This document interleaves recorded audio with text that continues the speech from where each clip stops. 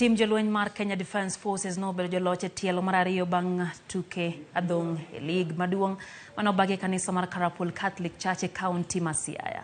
E tuke ariyo manobedo gi siso jatugo Crispin Ochanda matugo ne tim mar Kenya Defence Forces noloyo jatugo Glenstone Agade matugo ne Kenya Police kidieny mar light heavyweight.